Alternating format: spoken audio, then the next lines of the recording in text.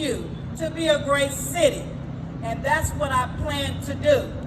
And in doing that, I want to let everybody know it's going to take all of us, black, brown, yellow, all of us together, working hand in hand to make this city move forward. So I say all of that to say this. We have multiple problems in our community, and we need solutions. And I'm all about solutions. After being a dentist for over 30 years, I know we can harp on the problems, but until we put our foot in the ground and really dig deep, then we never will find solutions. So that's what I'm here about today, is to find solutions. So what are we finding solutions for? We have multiple issues on our hand here in Chattanooga. And one of them deals with the homelessness here in this city. And I've had an opportunity to visit the homeless people. I don't just throw money at the homeless people. I actually sit down and talk with them on 11th Street or on Workman Road, where they have a new tent city, and I actually talk to the people when I take them things. And one of the things they let me know right offhand is that they don't want to be homeless.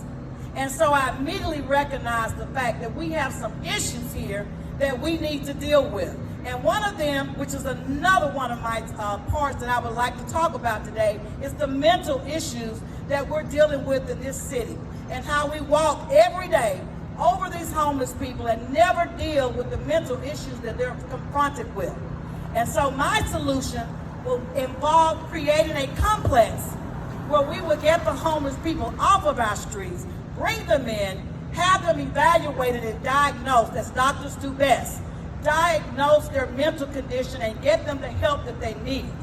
And while they are there, allow them to be doctored and allow them to be monitored so they can get well. And so we'll have a team of folk working with us, doctors, lawyers, and even judges, so that we can get them not only the resources that they need for mental health, but also the financial resources that they need so that they can take care of themselves. So that is one solution to the homeless people. And under my mayorship, we will not allow our homeless people to live on the street homeless and hungry. We will make sure that these people are picked up and brought in and evaluated and treated.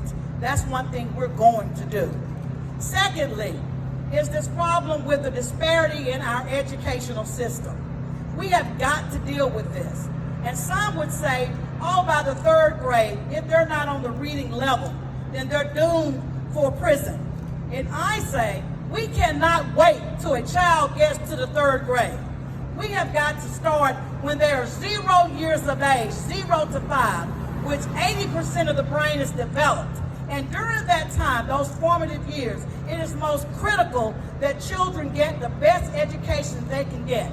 And that's why, as mayor of this city, I will put millions of dollars in early childhood education to make sure no matter where you live or where you come from, you will have an opportunity to have a quality education from 0 to 5. And then when you get to kindergarten, you won't be behind, so you don't have to worry about being behind in the third grade because you were already caught up from 0 to 5. Do y'all like that?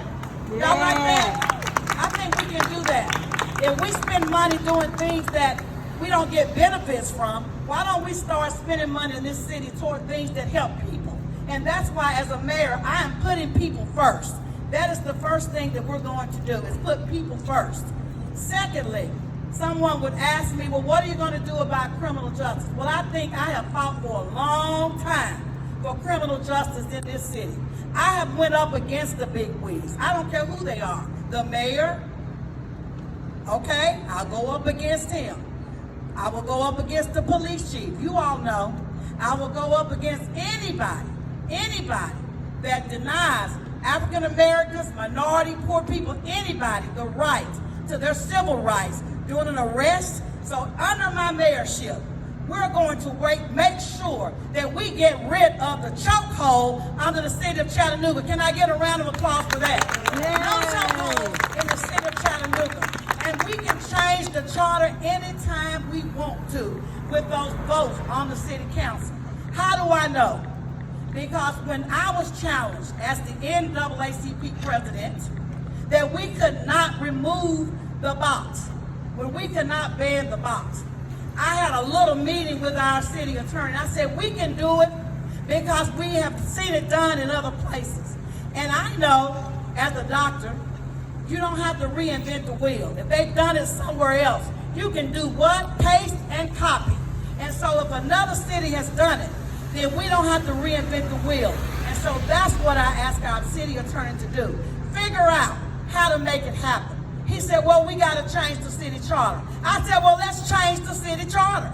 So if the city charter can be changed to make things different in this city, then by golly, the first thing we're going to do is look at that city charter and see what rules are on the book that are outdated that we need to change to make our city a better and more diverse city.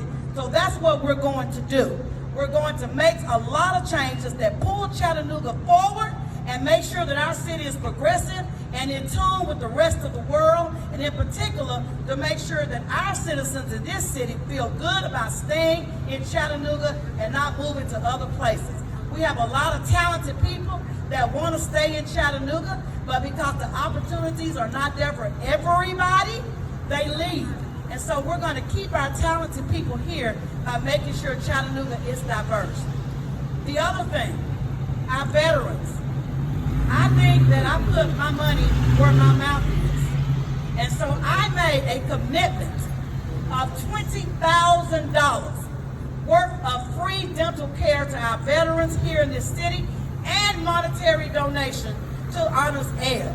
And I will continue to support our veterans by creating an office in the mayor's office where they can come and get all of the resources that they need in order to make sure that they're taken care of. How about that? Do you all like that? Yes. Yes. Let's take care of our veterans and take care of us. The other thing, now you all know that I was born a little project girl in the West Side. And you know my favorite saying is, it's not where you come from.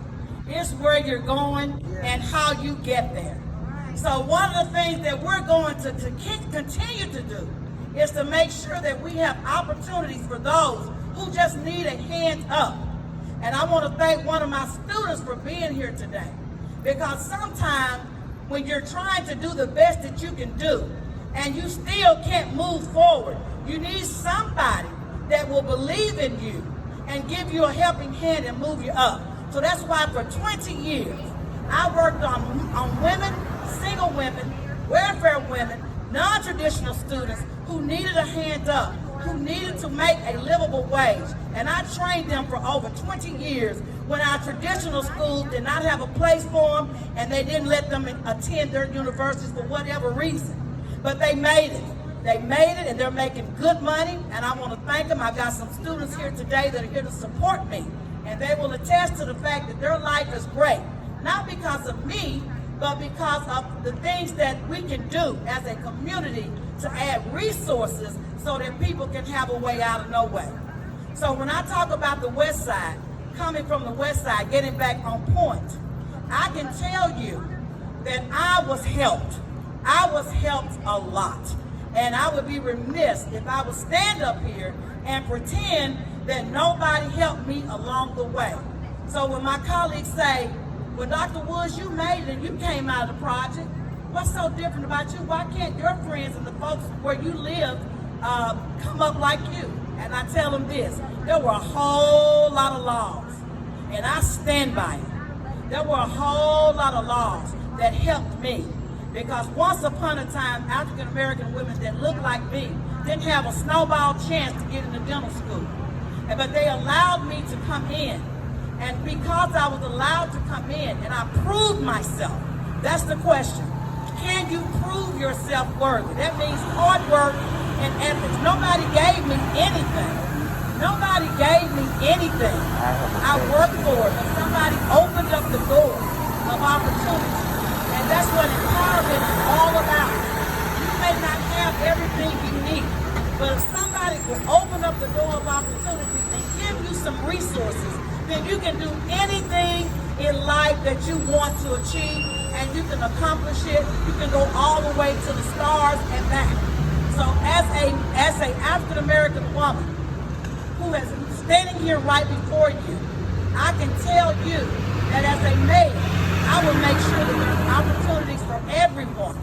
And I hear on the ground trade schools was taken away. And because of trade schools, the students that do not have interest in college lost a lot of their ability to make a living. So under this mayor, if you elect me, we will have a trade school. We will have a trade school. And they say, well, Dr. Woods, the computers are replacing those kind of workers. And I say that is a lie from the pits of H-E-double hockey stick, because I've never seen a computer and I've never seen a robot put a nail in wood and build this building and build your house. There has to be manpower. And so therefore we're going to train folks like we used to. We need brick masons, we need roofers, we need people that can do sheetrocking and painting. We need all of those things to come back so that we can give people opportunity that don't have an interest in going to college. Maybe they're better with their hands like some people are. And so we need to give those people an opportunity. And as mayor, that will be one of my priorities as well. So let's get back to the neighborhoods, because you all know I spend a lot of time in the neighborhoods. And you know that you can just open your eyes and look at the inequities across this city. We're going to do something about that. We love downtown. Don't you all love downtown? Yeah. But where is the money for the neighborhoods in Alton Park, Pineywood, East Lake, Eastdale, Abingdon? Where is the money for housing there? We've got to do better. And so under my leadership, we will put a team of folks together. And we're not just going to study it. They had a vision in 2000 for 2020, and you all see the vision has come to its reality. Now we're going to dream on for 2040, and this time we're going to take it to the neighborhoods and make our neighborhoods look better than what they're looking. Do you all agree? Yes. That's what we're going to do. And so somebody said, well, Dr. Woods, you don't have a whole lot of knowledge about downtown. What you going to do about downtown people? I have a lot of experience with downtown people. That's who I've been fighting with for the past 31 years. So yes, I do. And I can tell you this right now, Dr. Woods is not a sellout. You can't buy me. You can't come and get me to walk you through my neighborhood because you don't know me. Okay? I'm going to walk proudly in every neighborhood of this city. Black, white, Hispanic, it doesn't matter. I can walk myself. I don't need to hire anybody to walk and talk for me. And another thing, I got my own pastor. I don't need to borrow nobody's pastor to come and pray for me. I got my own pastor, and he's here. So the first thing we need to do is really understand that politics can be dirty, but politics don't have to be dirty. And we're going to play it God's way. We're going to do the things the way we should be doing it. And I'm going to need all of your help. I'm going to need all of your help. That means you're going to have to go register to vote. And let me tell you about that. Don't let somebody tell you you're registered to vote and you haven't checked it yourself. I want you all to go to the Election County Commission and check your voter's registration card out and make sure it's still good. And if they tell you it's not good at that address, then I want you to stop right there. And I want you to register to vote so you'll be ready to vote for me on March the 2nd, 2021. We got work to do. So downtown Chattanooga, here I is. Come and get me. Come and get me. Come on and get me. Because I'm not going anywhere. I'm not going anywhere. And we're going to make sure that there's equity and justice throughout this community. And what I don't know, what I've learned, my wisdom has taught me this one thing, y'all. Y'all listen up. Y'all listen up. You don't have to be a know-it-all. I got a doctorate degree. I got all kind of certificates and awards and all this stuff and plaques and honors, you know, that I can't even count. But let me tell you something. All I know is that I don't know nothing. And when you learn that you don't know everything, then you will gain more wisdom because you will find the folk that know what they need to know to help you get where you need to go. So what I don't know, I'm going to hire the best experts that money can buy. And they're going to help me get us where we need to go.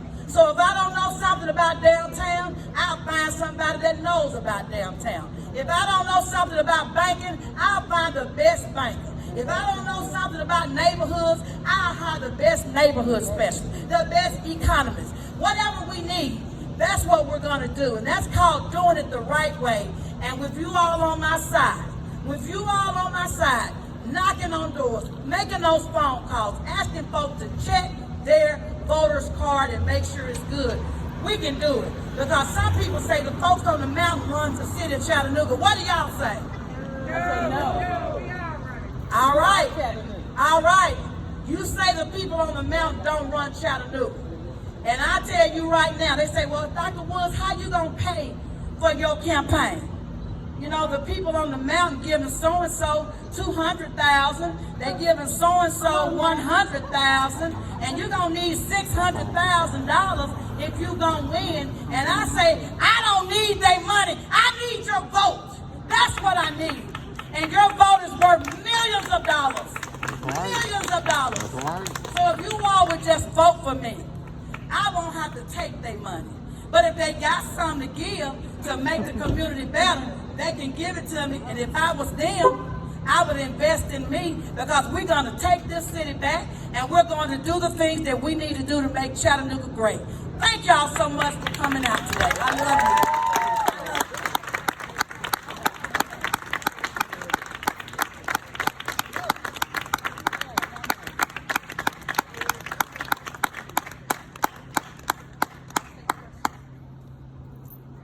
That there's a problem in the African American community and we want it solved. So that's why you see so many people running up there and getting their application or their whatever you call it. I got it this morning, their paper to run. That's why you see us doing that, because we sick and tired of being sick and tired. And it seems like whenever we entrust other people to do what they say they're going to do, it never gets done. So you'll see a lot of African Americans out there running for offices for this city. That means we have an inherent problem and we need to fix it.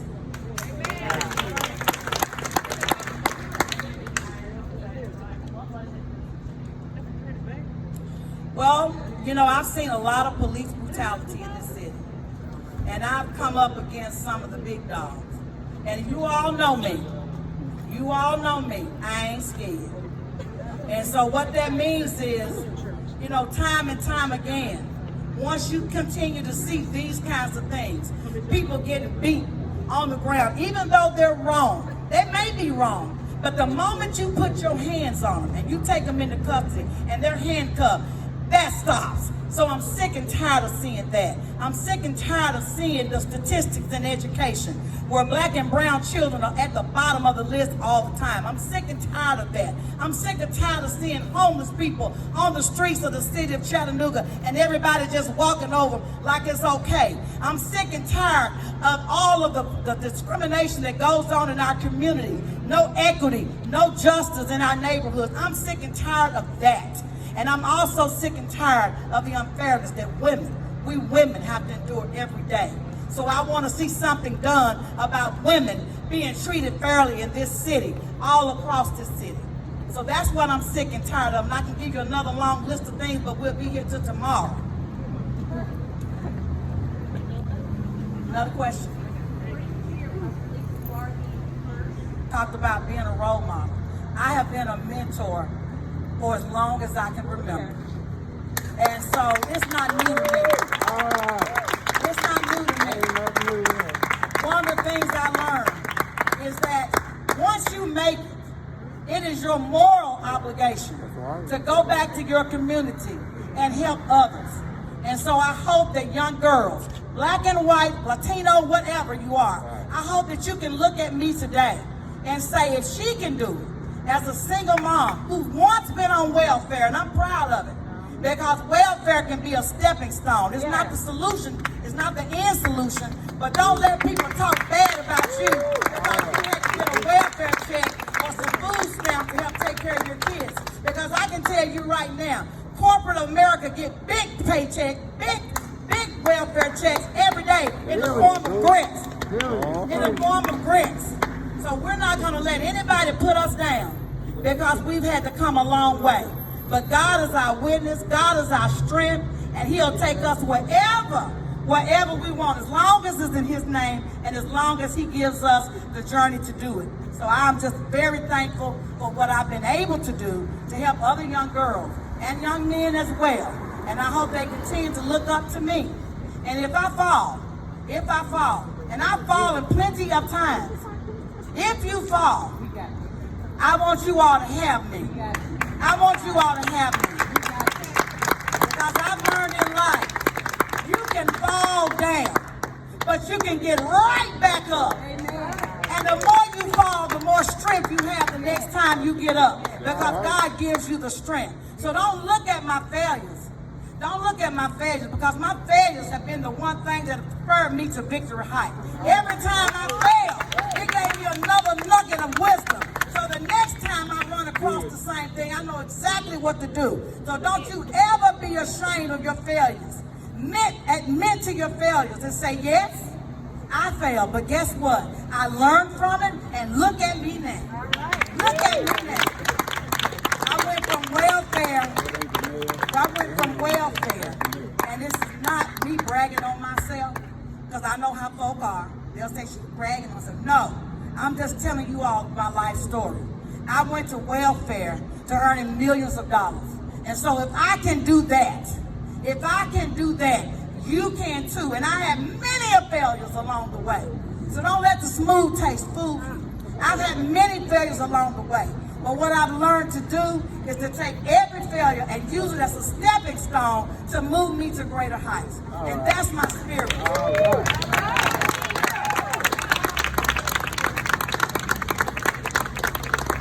NAACP is a great organization. It is a great organization. I have worked with the NAACP for years, and I was handpicked by one of the best civil rights activists in this city, Mr. James R. Mount, to run behind me.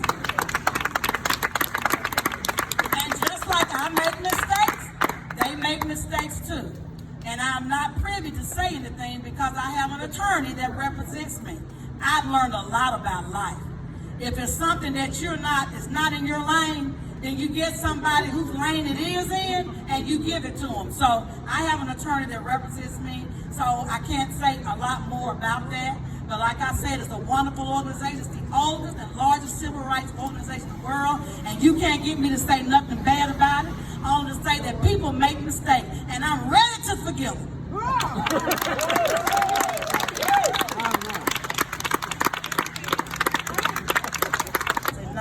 When I applied for dental school, there were over 1,000 people that wanted to get in dental school. And I was one African-American young lady that got in. And so one of the questions that the interviewer asked me, he said, well, Elenora, we got a lot of folks that's trying to get in dental school. Some have tried 2 and 3 times. I said, what you gonna do if we don't accept you in the dental school? And that was a profound question, and I gave him a profound answer. And that was, if you don't let me in here at the University of Tennessee in Memphis, then I'll pack my bags and go somewhere else until somebody lets me in the door.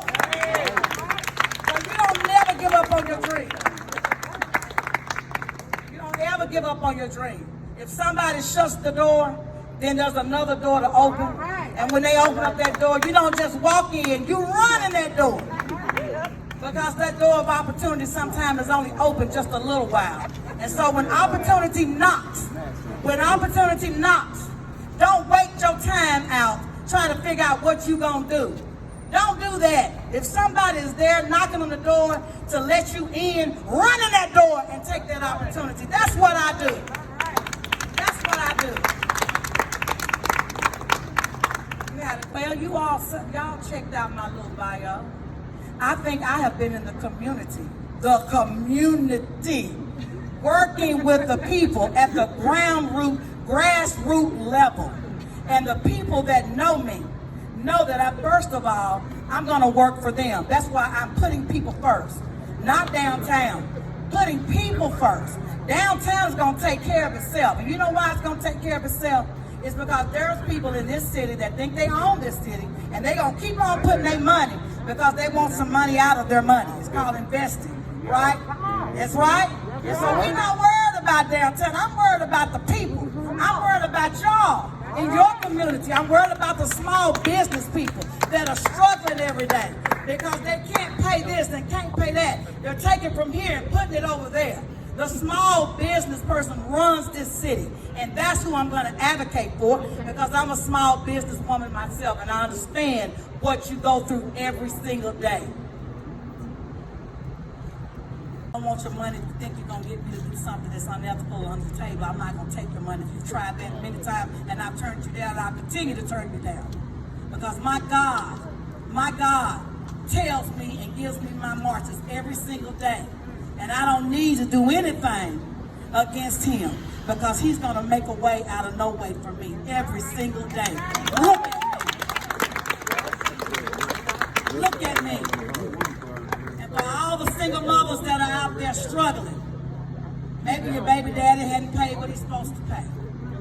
That's okay. That's okay. Because guess what? They your babies too. And guess what? That's what I did. They were my babies. So guess what? I made a way for my children with me. Don't worry about it. Do for you and your children. And you can do that. You can do that. I did. I did. I'm not worried about a baby daddy. I ain't never worried about a baby daddy. I ain't gonna worry about a baby daddy. But if they get the baby daddy, they get the baby daddy. But I'm not gonna worry about the baby daddy. I gotta worry about me. Develop yourself. Make yourself worth something so you can take care of your own children. Do that and watch God move in your life with those children. I have 3 beautiful children. 3 beautiful children. And yes, I had to whip them. Yeah.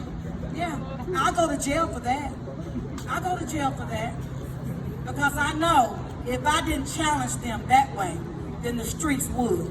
And so it's important for me to discipline my children at home so they would know right from wrong. And when they walked outside that door, they would know who to be friends with, who not to be friends with, because they weren't coming to my house anyway if they wasn't right.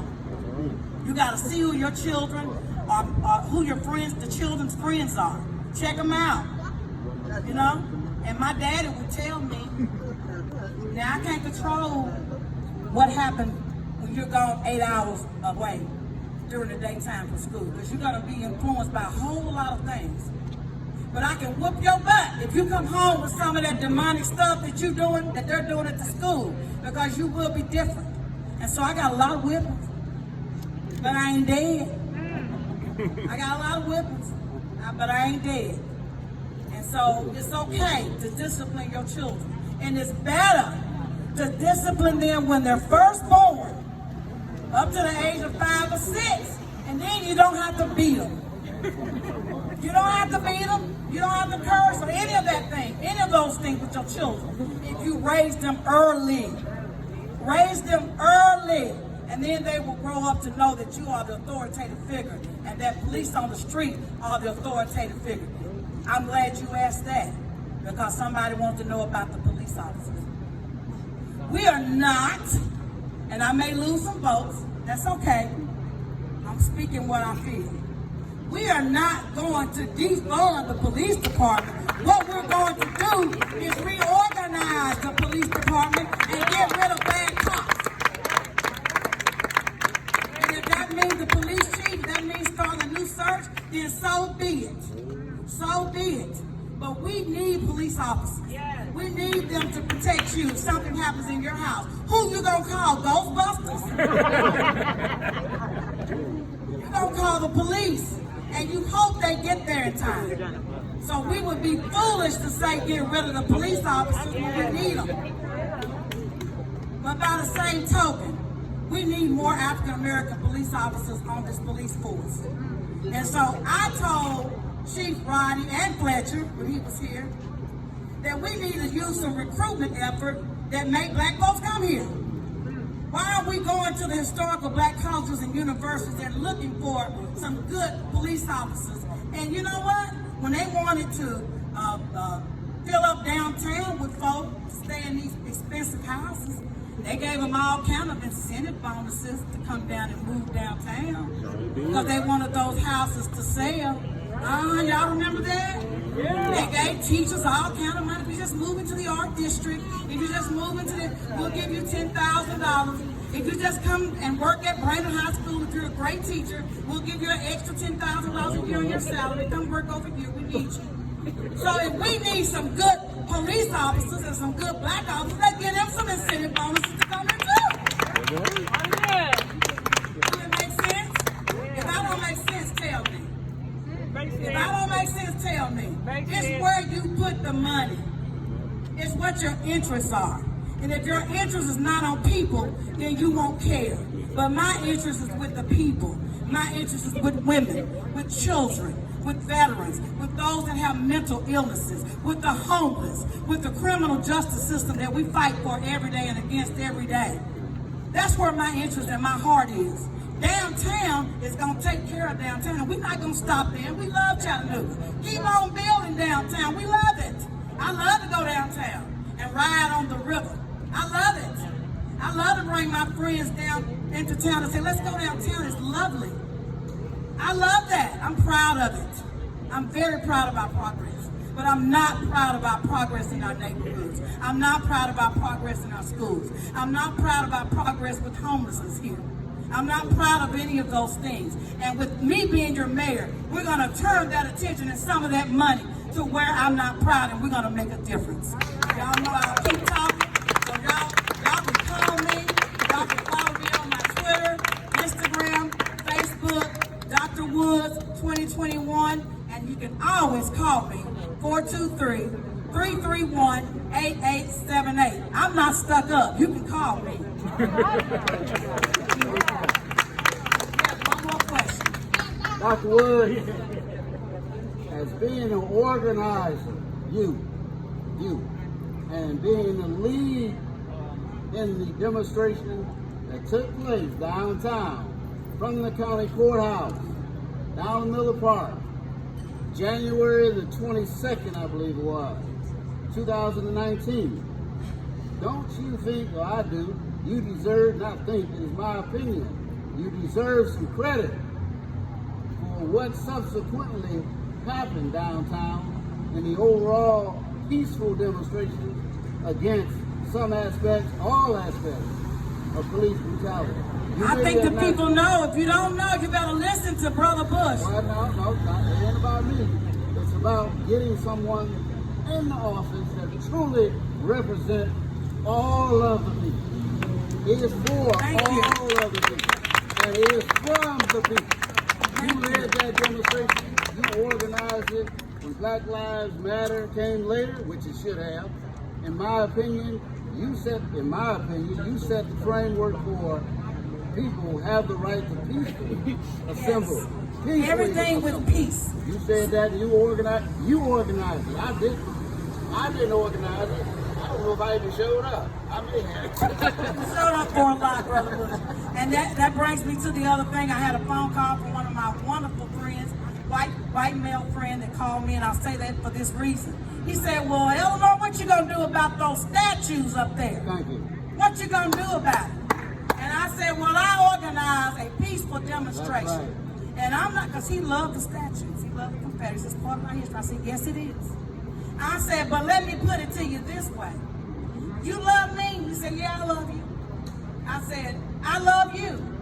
And I said, if I love you and you love me, and if I'm doing something to hurt you, then I ought to stop. So if the statues is hurting your fellow man, because every time they go up there and see it, and you say you love me, then move the statue and create a park for all the Confederate statues. Don't tear them down, just move them. And then when we get ready to go look at the Confederate statues with our family and our friends, we can go. But to have it where every day, I gotta almost salute him when I go in the courthouse, is almost to me a slap in our face. So we're not saying take away the history. No, we're not saying that. We're saying put it in an appropriate place. And I'm totally against violence.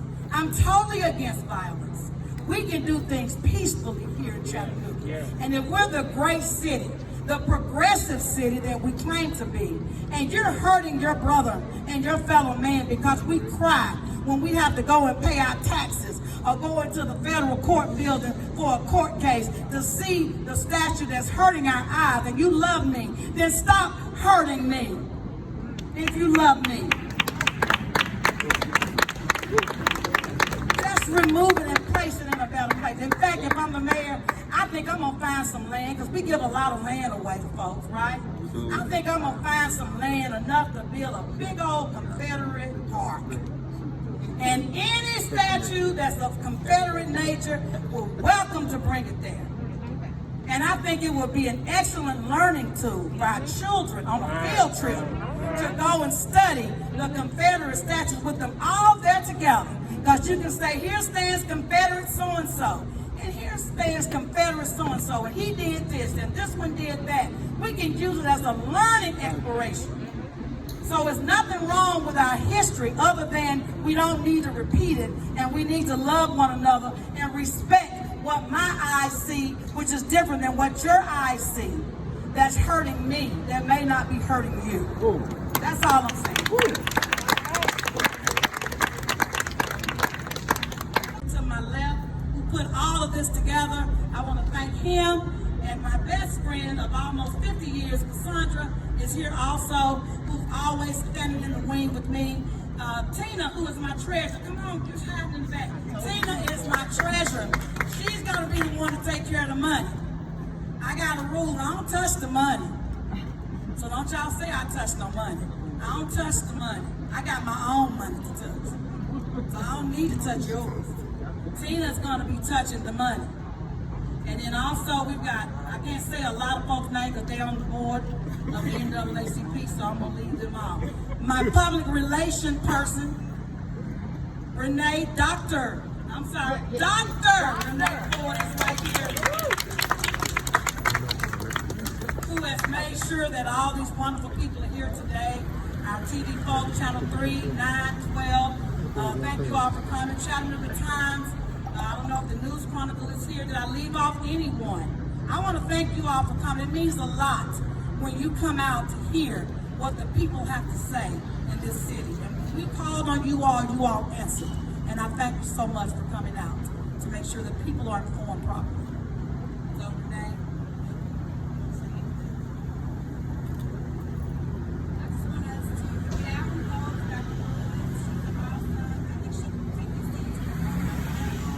And we just appreciate you all coming out, and we just look forward to you in the future, okay? March 2nd.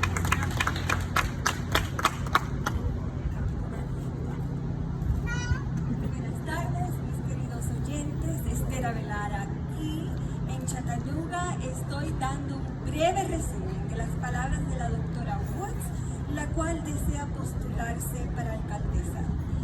Algunos de los temas de los cuales ella está apasionada es la reforma del sistema judicial y criminal. Ella no quiere quitarle los fondos a la policía, pero quiere reestructurar la policía apoyando a la reestructuración del departamento policíaco con educación y nuevos reclutas multiculturales. Otro de sus énfasis será la educación preescolar de nuestros niños. Sabemos que el cerebro humano se desarrolla antes de los 3 a 4 años y queremos que todos nuestros niños tengan la misma oportunidad a la educación. Otro de los puntos importantes es el problema de las personas que se quedan sin casa en las calles, especialmente nuestros veteranos y aquellos que han peleado para todas las libertades que tenemos ahora. Le debemos algo. Junto con este problema se encuentra el problema de la salud mental. La señora Woods quiere ayudar a estos ciudadanos proveyéndoles la ayuda necesaria que ellos van a necesitan tener para mejorarse, para salir adelante, para tomar el comando de sus vidas. También ella quiere apoyar a nuestras mujeres para que puedan superarse, no importa cuál sea su condición. Ella misma ha sido una madre soltera que ha peleado duro para su futuro. Ella tiene 3 niños o hijos, fue nacida y criada aquí mismo en Chattanooga. Y ella quiere también abrir escuelas de oficios para ayudar a nuestros jóvenes a superarse. Ella admite que no es perfecta igual que todos nosotros, que muchas veces cometemos errores. Pero ¿saben qué? La palabra de Dios dice que si el justo cayere 7 veces, 7 veces se levantará. Ella quiere que ustedes también tengan la oportunidad, los recursos para salir adelante. Y si ella puede salir adelante, ¿por qué no tú? Así que arréglate y ve y vota por nuestra